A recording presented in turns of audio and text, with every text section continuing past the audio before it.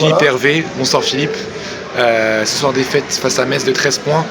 Vous avez gagné au match aller, c'était un match pas simple, aussi accroché. Finalement, même physionomie de match, j'ai envie de dire un peu qu'au match aller. Mais la pièce tombe de l'autre côté ce soir, c'est Metz qui a rendu la monnaie de la pièce. Globalement, les deux fois, on n'aura pas su défendre contre cette équipe-là, parce que déjà au match aller, ils avaient 86 points, et là 96. Vous savez qu'on a l'habitude de laisser l'adversaire à 70. Ouais. Donc on a été en difficulté les deux matchs pour défendre cette équipe-là. Alors il y a une problématique liée à Pourchaud. Ouais. Mais que Pourchaud fasse son match, c'est une chose. Par contre, il ne faut pas que les autres fassent le match qu'ils ont fait à côté. On a vu que beaucoup de joueurs ce soir se sont illustrés, c'est toute l'équipe de Metz qui a été complète, j'ai pas les stats en main. Justement, ouais. Ils ont tous répondu présent. Hein. Ce qui explique qu'eux font un très bon match aussi.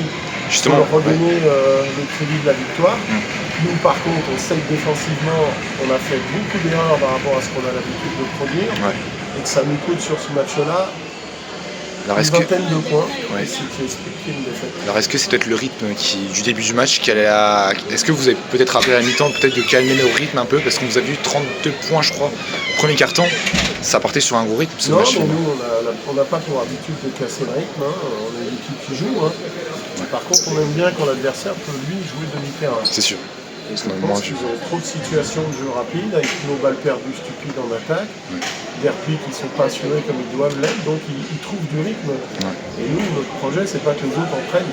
Que nous, on en prenne, c'est une chose, mais on n'aime pas que les autres en prennent, et manifestement, ils ont pris rythme sur la durée du match, qui explique que finalement, on n'installe jamais, on pose jamais notre défense comme on a l'habitude de la poser. Et comme ils ont trouvé aussi de l'adresse, mais un peu partout, chez tout le monde, bah, voilà. On a payé cash les erreurs qu'on a faites. Qu'est-ce qui a manqué chez vos gars? On a vu un très grand Darius Nunes, c'est un peu lui qui a porté l'équipe en première mi-temps, pas que, mais qu'est-ce qui a manqué? Qu'est-ce qui a manqué justement pour gagner? Je trouve que nos lignes arrière n'ont pas très bien maîtrisé notre jeu par moment. Fred n'était pas dans un bon jour en Belgique. Alors qu'on a besoin justement de ça, et c'est pour ça qu'on l'a fait venir, mais là aujourd'hui il était vraiment hors rythme total. Et puis après on a des très jeunes sur les postes 3 et 4 qui apprennent beaucoup. Donc il y a beaucoup d'erreurs de faire. Donc, voilà. Mais ça fait partie de l'apprentissage. C'est un groupe qui a 22 ans de moyenne d'âge. Et c'est la réalité, et donc c'est pour ça qu'on est là à se battre, on est très content déjà, à se battre pour cette 7e.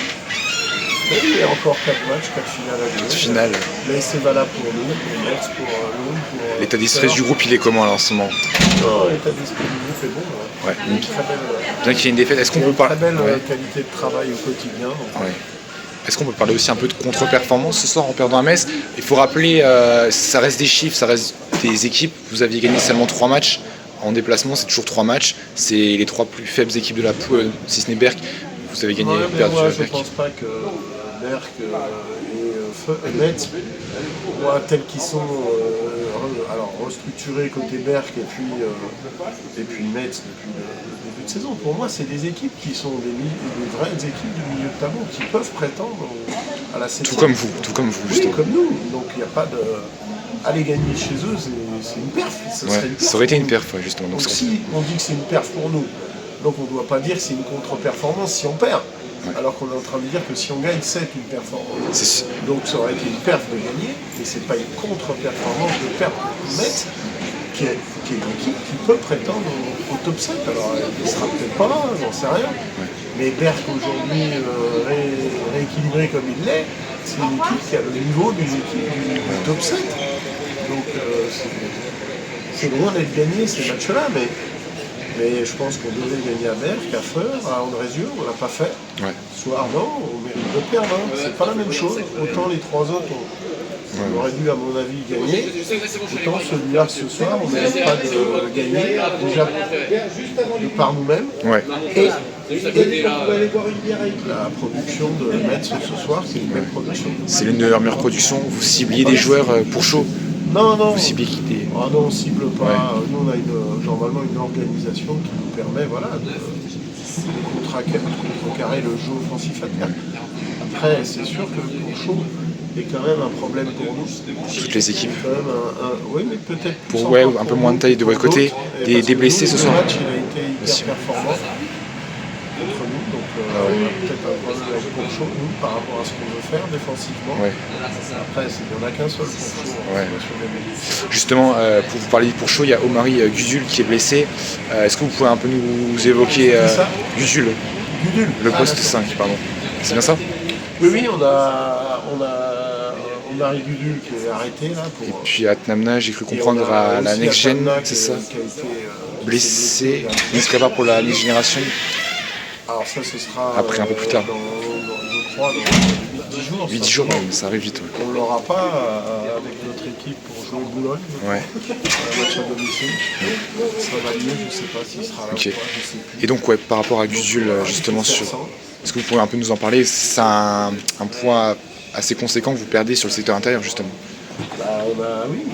Omari devait être un joueur clé de notre équipe. Alors, il a été sur les 2 premiers mois, il a été en difficulté après parce que justement, il avait son problème de genou, il était vraiment en train de baisser le niveau, donc on ne pouvait pas continuer comme ça, il fallait essayer de faire quelque chose, donc on l'a arrêté pour 2 mois, là, janvier, février minimum. Et on verra s'il va, il peut, mais ça fait un joueur dans le secteur intérieur de moi. Qu'est-ce qu'on peut vous souhaiter là pour la fin de saison?